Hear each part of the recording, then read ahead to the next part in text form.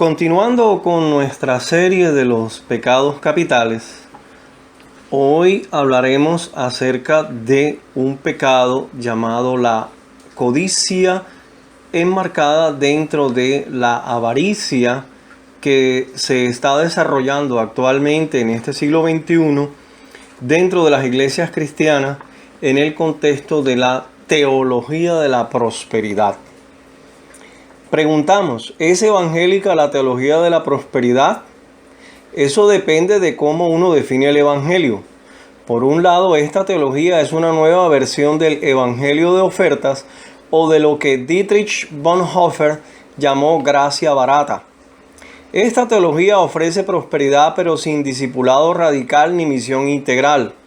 Ofrece la buena nueva de una mejor condición económica, pero cuando no llega la prosperidad que se prometió y la semilla, o sea el dinero que usted entrega en el altar, no da cosecha, esta teología resulta cruel por la decepción que produce y el sentido de culpa por una supuesta falta de fe. Por otro lado, esta teología se basa en el legalismo más estrecho y limitado en la historia del cristianismo. La imperativa exigencia que impone es muy sencilla: el deber ineludible de ofrendar. En ese reduccionismo se parece al fundamentalismo de inicio del siglo XX, cuya ética se reducía a unas 5 prohibiciones. Esta teología, en cambio, casi no tiene prohibiciones sino un solo mandamiento: es reduccionismo monetario. Esta orientación teológica da como resultado que no haya una sana interpretación de la Biblia. La teología de la prosperidad sale mal parada frente a la validez de cualquier orientación teológica que pretenda mostrar. Un fundamento de esta teología es la ley de la siembra y la cosecha. Pero, aunque se ha dado por llamarse la teología de la prosperidad, este movimiento en realidad no tiene nada que se parezca a una teología. Una teología busca integrar el sentido de la fe ante la palabra de Dios y los desafíos de su época. Quizá por no tener pensadores capaces de emprender esta tarea o por estar tan ocupados en el activismo de sus seminarios y campañas y programas de radio y televisión, no parecen haber pensado en la coherencia de su fe cristiana en torno al eje que ellos han escogido. No han podido reinterpretar y aclarar significativamente desde el enfoque de la prosperidad ni la doctrina de Dios, ni de Cristo, ni de la Iglesia, ni de la escatología, ni de la soteriología, ni de ningún otro tema. Tampoco han podido elaborar una hermenéutica sensata para defender sus interpretaciones. Lo único que han ofrecido es una ensalada de textos escogidos y un proyecto financiero. Esto es una falsa doctrina. Consideremos otro de los frutos de este evangelio falso. Siguiendo la misma línea de pensamiento de sus afectos, enfocaremos la palabra avaros, o sea, amadores del dinero. Este es un fruto carnal sobre el cual la palabra de Dios nos da muchas advertencias por medio de mandamientos y ejemplos. Mire lo que dice el apóstol Pablo en la primera carta a Timoteo, capítulo 6, versos 9 y 10.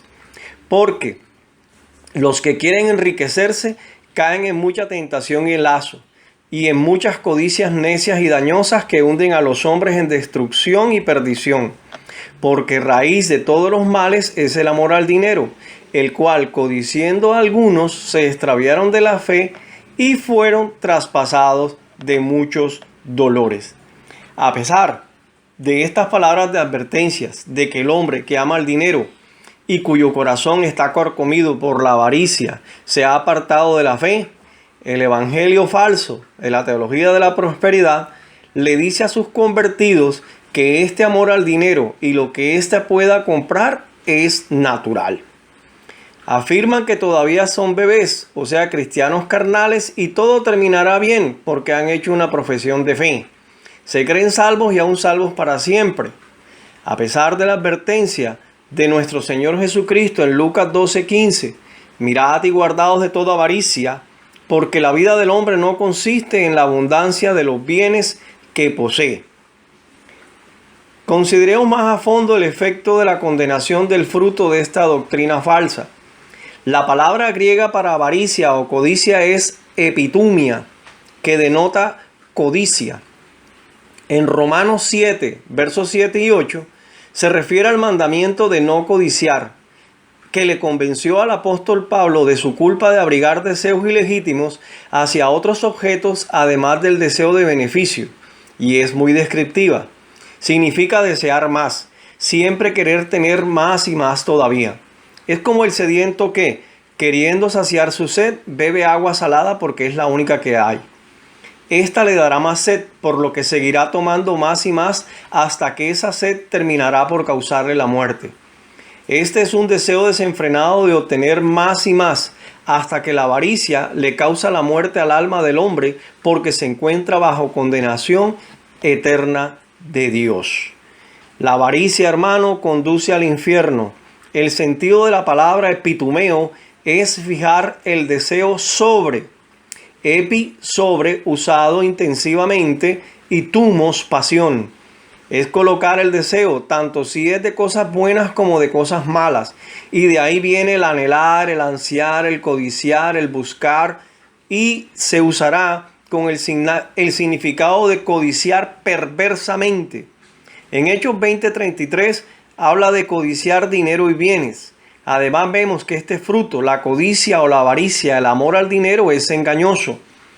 El Señor nos advierte por medio de una parábola en Lucas 12, 16 al 21 sobre un hombre rico carcomido por este pecado. La heredad de un hombre rico había producido mucho y él pensaba dentro de sí diciendo: ¿qué haré? Porque no tengo donde guardar mis frutos.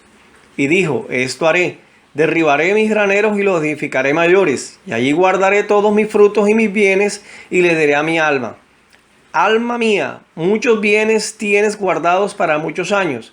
Repósate, come, bebe y regocíjate. Pero Dios le dijo: necio, esta noche vienen a pedirte tu alma, y lo que has previsto, ¿de quién será? Así es el que hace para sí su tesoro y no es rico para con Dios. La avaricia hace que el hombre amontone sobre la tierra tesoros que no necesita, en lugar de hacerse tesoros en los cielos para con Dios. La avaricia engaña al hombre respecto a sus valores. Este da importancia a las cosas materiales y se pierde de la bendición de vivir para Cristo y para los demás. Cuando el que profesa ser cristiano tiene este pecado, es una plaga para el cristianismo. Ciertamente, uno está engañado cuando vive en este pecado fatal de la avaricia, que se esconde bajo el evangelio falso de la teología de la prosperidad, diciendo: mi alma está asegurada porque he hecho una profesión de fe.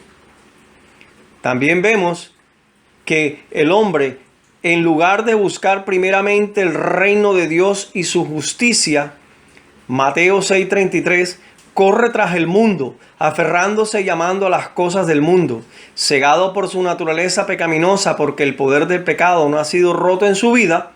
No hace caso de las advertencias de las palabras de Dios dadas para su beneficio y protección, y pretendiendo ser religioso, en realidad rechaza el bien mayor, que es Dios mismo, y escoge el mal mayor, el pecado, para su propia perdición. Mientras sigue ciegamente sus propios deseos depravados, dice en su alma: soy salvo, pero tengo que hacer mi voluntad. Quiero tener a esa mujer o a ese hombre, aunque tenga que quebrantar su matrimonio para que sea mío.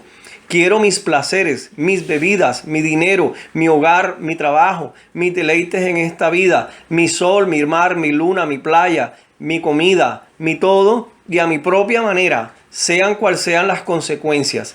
Esta es la esencia del mal y del corazón de cada hombre o mujer fuera de Cristo, aunque se digan a sí mismos ser cristianos, aunque son cristianos carnales y piensan que irán al cielo debido a su profesión de fe.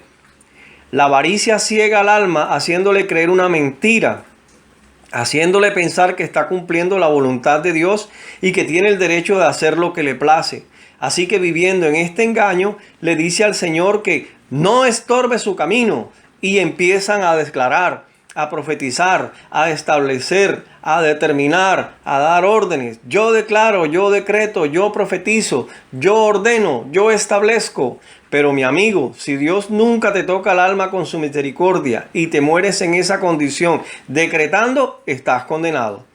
A pesar de lo que profeses ser, el infierno te recibirá a tu llegada. ¿Sí sabías eso? Ojalá que Dios abra los ojos de cada uno de los que han sido engañados para que pueda ver y clamar a Dios a fin de romper el poder de la avaricia en su corazón y su vida.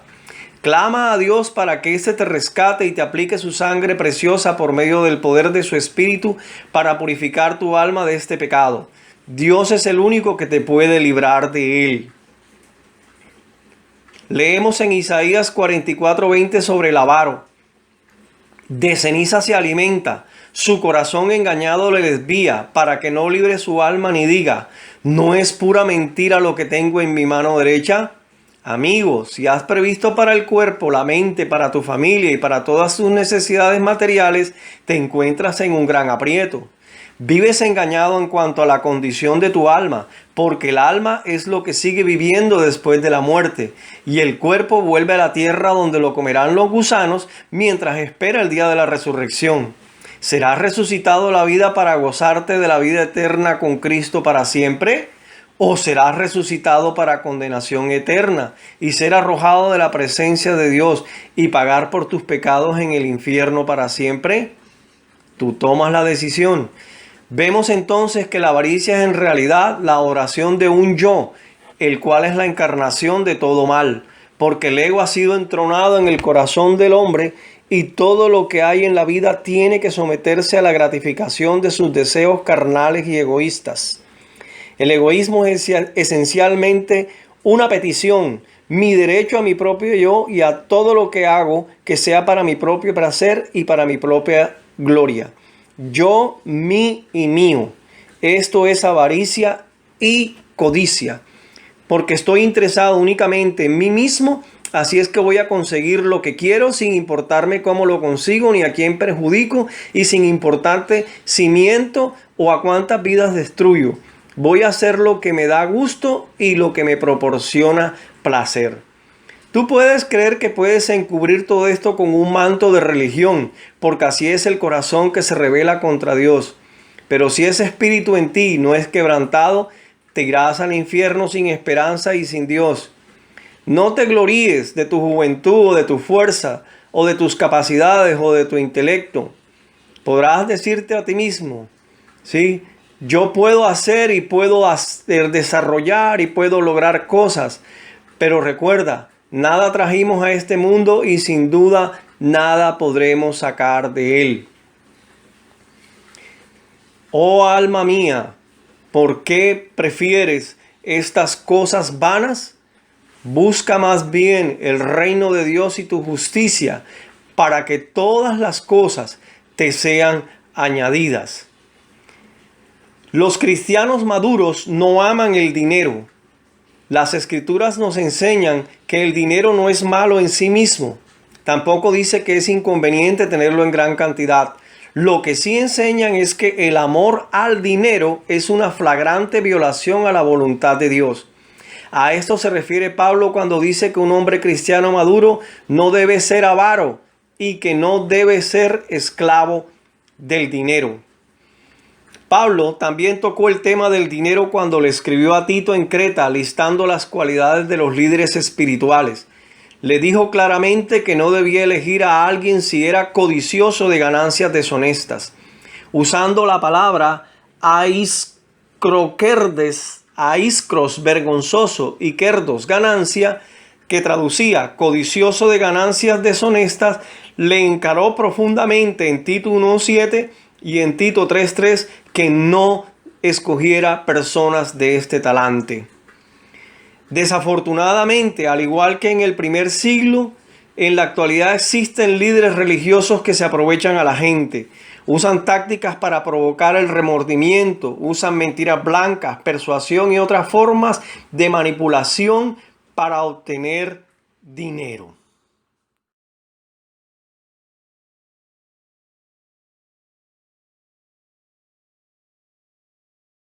Continuando con nuestra serie de los pecados capitales, hoy hablaremos acerca de un pecado llamado la codicia, enmarcada dentro de la avaricia que se está desarrollando actualmente en este siglo XXI dentro de las iglesias cristianas en el contexto de la